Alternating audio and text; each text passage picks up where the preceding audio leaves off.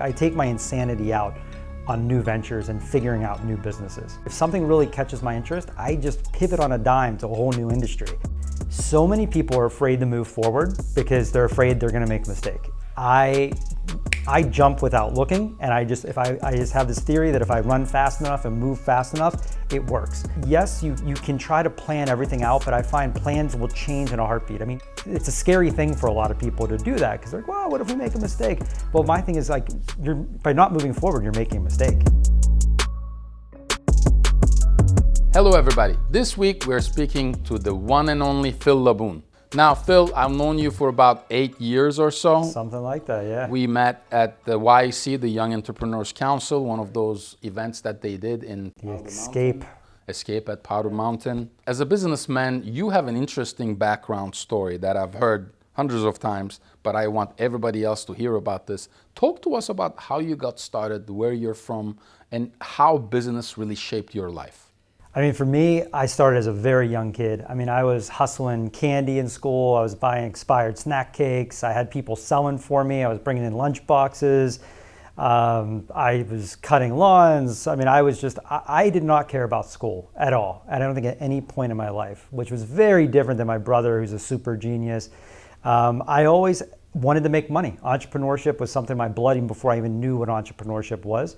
But I had to kind of find my own way. I'm not a big book reader. I kind of like to learn by mistakes. So I had to kind of go out there and find the way to make money that worked for me.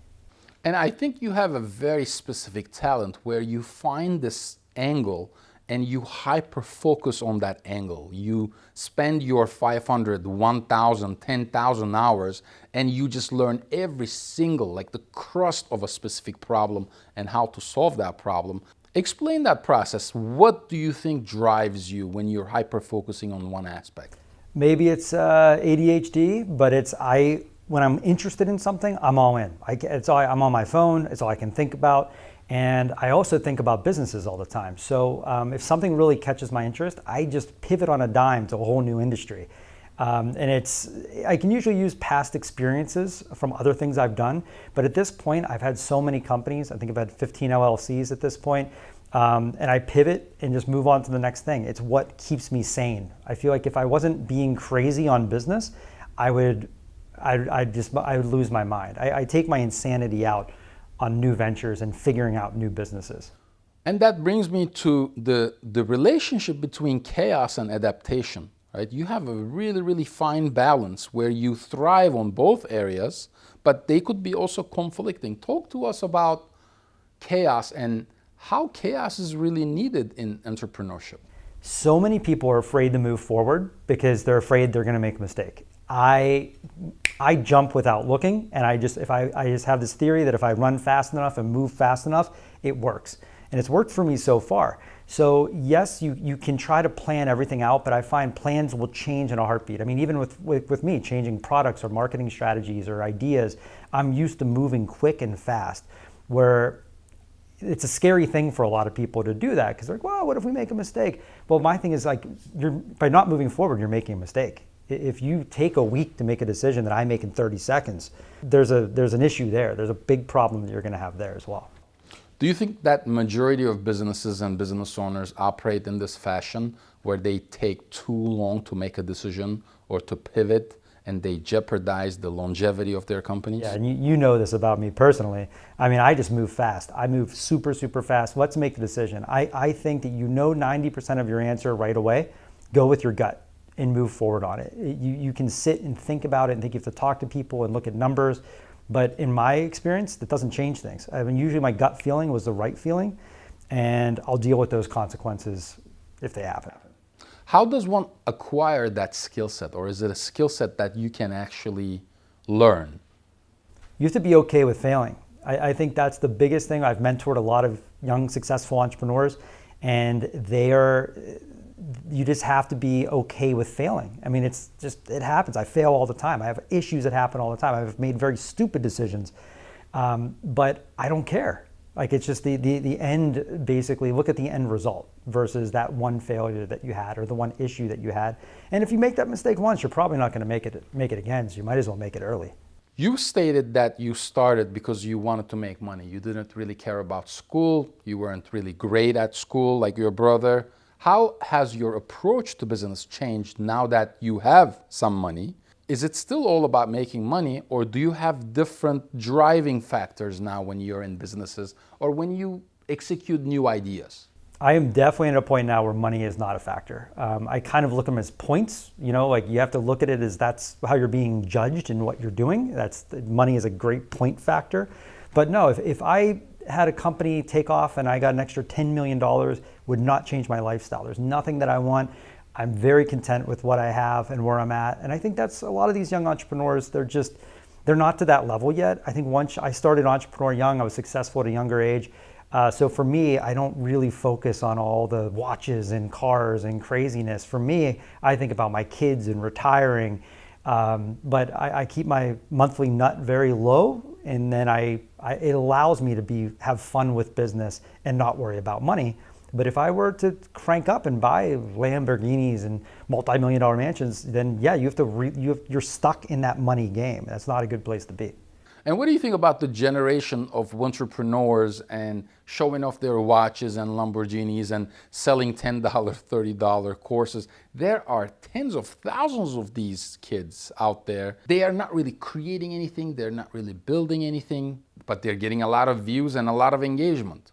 Do you think that will last? There's always going to be hustlers out there, and there's always going to be people selling snake oil. I mean, most of these coaches, they bought a $30 course on how to sell $30 courses. They don't know what they're doing. And if you peel back behind these people, they're not successful. The overwhelming majority of these people, they don't have anything to give. But their whole thing is if I market and pretend that I've made it, fake it till you make it, that they can sell it to somebody else. And it does obviously work to a degree, because you have people paying tens of thousands of dollars for courses for people who've only made money selling courses. So that's what I love what I do. I'm an affiliate where the rubber meets the road. I spend my money to sell other people's products, and if I'm not profitable, I lose money.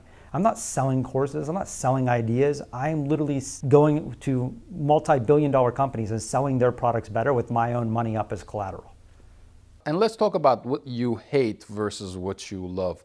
What is one thing that you love about what you do, and what is one thing that you absolutely hate about what you do? One thing I hate is the amount of time I have to sit in front of a computer. I want to be out. I'm a talker. I like to analyze. I like to talk with people and socialize to people and have discussions. And after COVID, it's really died down. I used to have a big office with a bunch of people. Now everyone's independent. So that's not as fun anymore. But what I love that I do is I'm responsible for my own success. So when I'm selling a product, they're going to pay me X amount of money and I'm going to have to spend X amount of money on leads.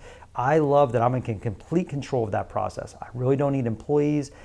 Even the vendors, they're not technically a customer, they're a partner. I used to have an agency. I hated dealing with customers. I hated dealing with feedback. I tell them to do something and it would take 3 months for them to push it through legal or the bureaucratic processes. Whereas what I do, I spend my money, no one looks at me, as long as I'm making money. They don't even know how much I'm making, to be honest. They don't know how much I'm spending on ads and how much I'm making. And I could be losing money for all they know. So it's a great thing of having no supervision and just being able to be free. But very few people want to do this because there's no lying. There's no, you're putting your money where your mouth is when you're doing affiliate marketing. And it's a pros and cons game, right? Obviously, you could lose a client overnight, but when you lose a client, you turn off the faucet and they don't get any more water. This is the beautiful thing about the affiliate game. What would you say the difference between having an agency and getting paid a certain amount on a monthly basis and the affiliate work? What is the difference? Talk to us about a little bit of the pros and cons. So when I had an agency, you definitely don't care about the client as much. You're just trying to keep them happy enough because the clients are always going to leave. So you have to keep feeding the machine. So you don't really put all of your heart and soul inside of the few clients because those clients are going to leave. So with affiliate though, it's your money that you're spending. So you really have to look at every tiny little thing. If you can scrape getting your logistics and shipping down and making some extra money or ad costs, running it through a separate country. And I mean, there's all these little tricks of the trade that you have to do to be profitable because it's your money. Phill, you have decades of experience. You've been doing this for a long time. You've dealt with thousands of clients, hundreds of industries. What is one advice that you would give young entrepreneurs in terms of the path that they're willing to take? Find a good mentor. So don't try to just jump in and come up with these ideas. I have all these people that approach me with these crazy ideas that you can instantly pick apart. I can tell them right away. I had a great guy who had an idea to build the next Craigslist. And he raised all this money. I could have made 6 figures off of this guy building when I had an agency. And I said, keep your money, get out of this. And I mentored him into getting into something he knew, door-to-door solar. He is now running a multi-million-dollar solar company with hundreds of employees all over the US because he had someone who mentored him through. So if you find someone trustworthy that's going to give you honest advice and not just try to profit off of you, you can learn a lot and avoid a lot of pitfalls. But you have to be selective on who you find as a mentor, because not everybody has your best interest in mind. And we've been friends for a long time. And every time we have a conversation around helping other people, it's funny how many of our friends actually mentor other people. And it's also very interesting how many of us have business coaches. Why do you think it's important to guide and help other people?